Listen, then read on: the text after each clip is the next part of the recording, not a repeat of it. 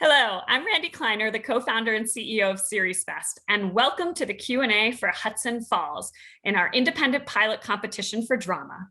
We have some very exciting guests today from both the cast and creative team, so please welcome them, and I'm going to have them introduce themselves. Hi, I'm Elias Plagianos. I'm the writer, director, producer, editor, and I made some sandwiches too. I'm Kathleen Burke. I was a producer on Hudson Falls. I'm Brett Dameron. I was a producer on Hudson Falls. I'm Joe Gabriel. I was the cinematographer. I'm Tara Westwood. I was an actor and a producer on Hudson Falls. I'm Robert Burke. I play an investigating detective, and I'm a third cousin of Kathleen's. By way of Cork. Yeah, by way of Ireland. I can already tell this is a fun group and going to go well. First off, I always like to start at the beginning. So Elias, why don't you tell us a little bit about the genesis of the project? Yeah, so this was a really interesting one because it started out in a very dark period of our time, which was when we weren't allowed out of our houses during the pandemic. And I found myself during that period of time kind of gravitating towards the two things I loved the most, which is my family and creating. And during that time, I thought I could see that there might be a small window during the summer when we might be able or be given the opportunity to try and film something in a very strategic way. So I just kind of sat down and I wrote a script that I would really like to see on TV. And I did it in a very responsible way where I tried, as I was writing, to think how I would shoot it. So like, how we would stage it. Most of it is just one-on-one scenes. And and then by some miracle, I got the most amazing cast and crew involved. And I'm not going to kid myself. I feel like it's because there's not a lot going on. And they were like, oh, yeah, sure, man. I'll, jump on. Got it. And Brett and Kathleen, I mean, you just mentioned you guys shot during COVID, and I believe you shot in the fall. It was definitely earlier on. I mean, definitely there wasn't a lot out there shooting. What was the shooting process like? I mean, what was the behind the scenes like for that? Oh yeah, so actually it was in summer. So we were one of the first, if not the first, productions back. So of course there were naturally a lot of impediments there, and the biggest thing was really just figuring out what even the guidelines for returning to set would be. We were having to monitor situations from the union, from the CDC, every day. Yeah. Every single day. And it changed so rapidly that we were just trying to play interference with all the news that was coming out and find a way to get us back on set. Yeah, and so to the credit of Elias, he really was able to structure his whole shooting plan and his whole shooting vision to stay in that flexible sphere, making sure that we could be flexible with locations, that we could make any adjustments we needed to in the script on the fly. And our cast was so great, remaining flexible with that. Yeah, it was a new meaning to guerrilla filmmaking. You had a small crew as well, right? Wasn't it just, it was like super small, right? You're looking at them. Yeah, this is it. Like literally. And a sound person. This is all we had. I'm 50% of the crew. Yeah, absolutely. Plus sound, but everything else was, as you see.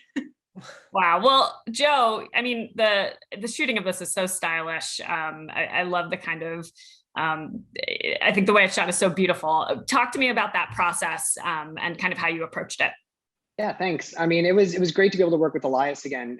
We actually go back to 2008. I shot his first feature, Crimson Mask, and we've been good friends since and done other projects together. So when he reached out about it, I was excited to be able to kind of jump back in and knowing a little bit about his style and aesthetic from working with him before, we just started, sharing images back and forth based on the script of things that we gravitated towards: framing, lighting, style, and initially we were planning on shooting it more conventionally with at least a small lighting crew and camera crew with a more standard camera package. And then because of the circumstances that Brett and Kathleen were talking about, he came back to me and said, well, what do you think about shooting it with no crew and using a much smaller camera package with autofocus lenses? And You know, I got to say, like, I think it was due to the fact that we had been all kind of shut down for a while that the challenge was actually kind of exciting and interesting, and ended up being a great experience at the end of the day to kind of work within those limitations and shoot in a way that we could with that kind of approach.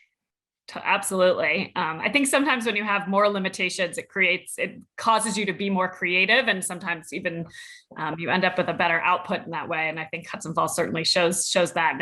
And you can't tell anything's missing. I think that's the other kind of amazing part. It's interesting to hear you say all this because it doesn't feel like it when you're watching.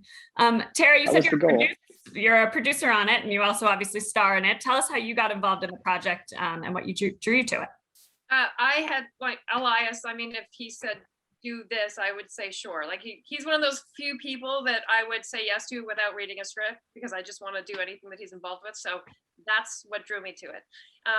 And also just, you know, to go on again as a producer, which was everything that they're saying is true. I mean, this is the crew, you know? So like even the scenes that I wasn't in, I'm there with Bill Sadler and Chike, and I've got makeup brushes in my pants, and I'm handing them waters, and I'm holding a reflector, and I'm on book for them. And like we all wore so many multiple hats that it was crazy, but it was fun. Like there's no one else I'd want to be in the trenches with in this crew. And even the cast was, as they said, so great. Like Bobby got to set the first day and he was all ready to shoot. And then we had to, you know, everything was on the fly because of the circumstances. We had to change locations, and he adjusted to that so quickly and was so great. And even just getting the authorization from SAG, we had spoken to the actors about a start date, and then we had to call and say, we're sorry, we're still working things out. And then the authorization came through, and we called everyone and said, could you test and be on set in 72 hours? And everyone, they were all game. It was great. Well, speaking of this all-star phenomenal cast, Robert, what drew you to the project, and how did you get involved? Elias said that, you know, none of us were doing a lot in those days, and I was very wanted in the living room in those days. It was something to do with the remote, and I was very needed because there's always garlic to chew. But actually, Tara and she's the type of person, I'll read a script 7 to 10 times before I'll tell her yes. So I read the script only like once, and I said, this is so layered, it's so high-minded, it's so compelling. The setting, this college town, my son was just graduating from Binghamton University, and I always had this kind of weird feeling about that town, like what happens here? Anyway, you know, Tara, Elias, Richard Kind, I was like, where do I go? But also being cognizant of the fact that we're only going to go forward in this business, in this pandemic. We're never going to go backwards. And so this was just a wonderful scale with which to go forward. And, you know, Elias was very eloquent. He said, you know, family and making film and, you know, the labor of love. So it was really, I'll never forget it. It was very unique given the times, and it went off. You know, people were super stringent, super strident in terms of protocols and adherence to it. And I don't know, it was just a very special project. You could tell you created such a family here, and I think that's really, truly special. Elias, you leave us with such a cliffhanger. I just have to ask, can you tease out what might happen next? You know, I gotta tell you, one of the best experiences, of becoming a TV creator was when I was first at SeriesFest. I was able to talk to a lot of really great producers and showrunners, and the one thing they told me about the first project was, oh, we really loved it, but it kind of felt a little more like a short film. You really need to have a good cliffhanger. And when we were here last year with Distemper, I had like 4 cliffhangers, and I thought that was a little bit much, right? I was like, okay, there's a lot happening. So this one, I wanted to distill it into 2 lines that would really make you want to keep on watching the show. And what I can tell you is that I was very aware of every person who we introduce, every character in the show is not exactly who they seem. So that's the biggest hint I think I could give you. All right, that's pretty good. So obviously, I mean, small crew during COVID, going crazy, like any kind of really fun happenings on set that were unexpected, beyond the unexpected? Because I realize a lot of this was. Well, I think that every single day we came up with a brand new challenge. Everything that could go wrong did go wrong. Yes. But the fact that we had just had such an amazing crew, and like, you know, Robert, on the first day we had, it was really crazy, where we had to change things around. And I was like, hey man, like, you know, I don't want to like put you in a weird spot, you know, if you want me to, you know, cut a scene or two. And he was so great and so supportive. He said, listen, like, you know, this was your first day. This was crazy. None of us have ever done this. I have faith in you that tomorrow it's going to go right. And just that little chat made me really believe that, yeah, it was just the first day. We're learning a whole new set of skills.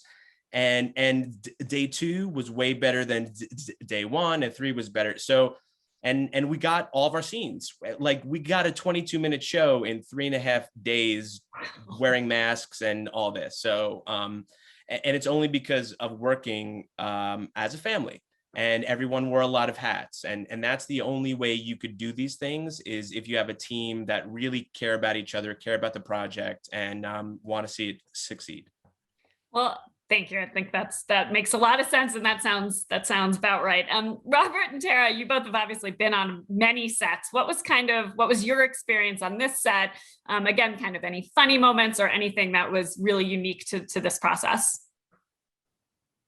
For me, there was a day when Bobby was there and Jessica Hecht and Richard, and they were all shooting. I was there kind of with my producer hat on that day, but we all knew each other, and seeing, you know, them kind of reunite and being able to just talk, and it was the most normal that we had felt since March. And it was just such a blessing in that way. Like Jessica just said, you know, I was so grateful that she came on board, and yet she was the one thanking us, because it was just really nice to get back and to practice our craft and to do what we love. So it wasn't, I mean, there were a lot of crazy and funny stories during that time, but to be working again, it really was just such a good moment. Yeah.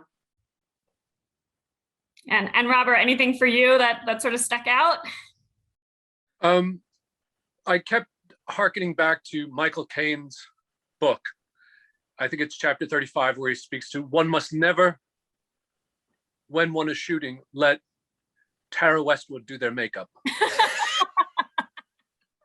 Under no circumstance. No, I to be absolutely honest, you know, when Tara talks about the day, it was kind of emotional for me anyway. You know, here we were in the midst of a pandemic, and we went back to this hotel and there was no one there.